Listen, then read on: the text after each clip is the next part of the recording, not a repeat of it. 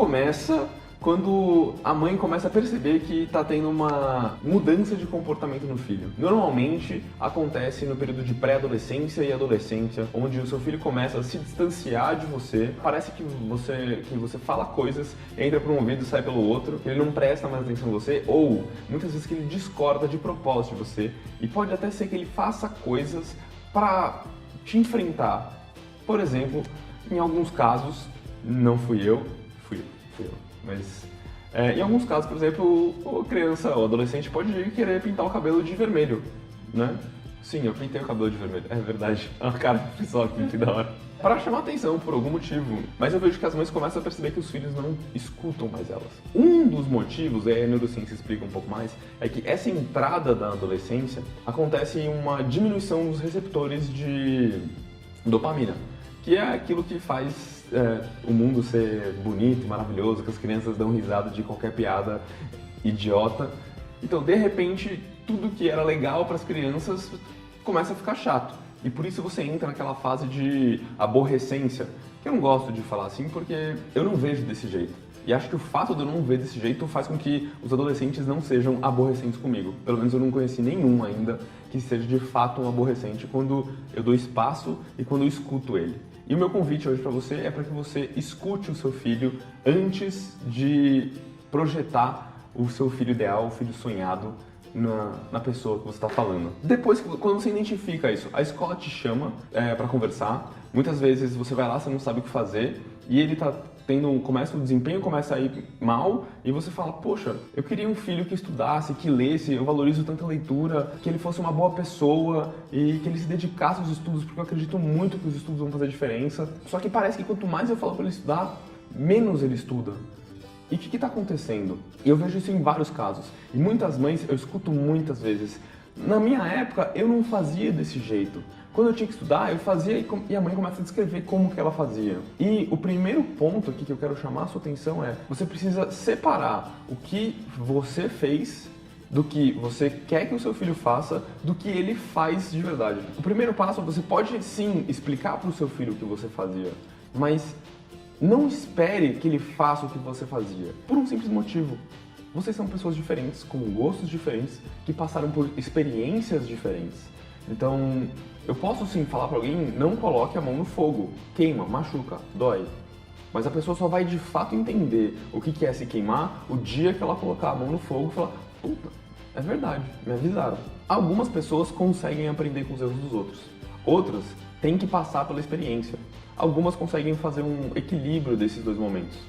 Quanto você conseguir trazer mais exemplos de uma história que seja mais no dia a dia daquela pessoa, melhor. Então, por exemplo, não adianta eu chegar para uma criança ou para um adolescente e explicar que a vida não é assim, porque ele vai ter que trabalhar, ele vai ter que se esforçar e um dia, quando ele for querer comprar alguma coisa, não vai dar. A gente precisa trazer para a realidade deles. Ó, o que você quer fazer essa semana? O que você quer comprar hoje? Né? Então, a gente tende a projetar muito quando a gente está conversando com eles, mas a gente não presta atenção que eles não entendem o que é futuro. O córtex pré-frontal, que é a parte da frente aqui do cérebro, que é onde processa, entende tempo e toma decisões, ainda não está completamente formado. Às vezes a gente acaba exigindo das crianças e dos adolescentes mais do que eles podem dar, por uma questão biológica. Então sim, não é para você olhar para ele e falar, você não é capaz de tomar decisões, eu vou tomar todas as decisões por você. Não, a gente precisa estimular que ele tome essas decisões. E como é que a gente estimula isso? A gente pode direcionar, a gente pode fazer perguntas, mas a gente deixa com que eles tomem as decisões. É muito diferente você querer orientar e você ter uma expectativa sobre aquele resultado. Então, quando você dá uma orientação, quando você quer que seu filho chegue em algum lugar, faça perguntas para que ele chegue lá e dê o tempo para ele pensar sobre aquilo. Porque o mais difícil, quando a gente começa a dar aula, o mais difícil é a gente faz a pergunta e a gente já quer que a pessoa responda. E o silêncio do pensar incomoda, porque a gente não está acostumado a estar do outro lado, né? Então, quando você se acostuma com o silêncio e percebe que esse silêncio é de quem está pensando, você faz as perguntas, fica quieto e espera para que aquela pessoa responda, pense, processe aquela informação e chegue em alguma conclusão. E pode acontecer da pessoa falar não sei de cara, porque existe um não sei automático, e aí você fica, se você tem uma expectativa sobre o que você faria, você não percebe esses tempos de pensar que você teve. E aí, quando a pessoa fala não sei, você fica irritada, e aí você dá bronca, e aí você quebrou todo o processo de aprendizado possível. Preste atenção nesses momentos de pensar, e quando o seu filho ou sua filha falar não sei, pergunte para ele ou para ela. Você acha que você vai conseguir chegar em algum lugar se você não sabe? Ou você tem que pensar para chegar nesse lugar? Vamos tentar pensar, vamos se esforçar para pensar, porque isso vai ser importante para você. Muitas vezes algumas mães se recusam, né, a parar para pensar nisso, prestar atenção nisso, porque elas acreditam que é adolescente mesmo, é uma fase, vai passar.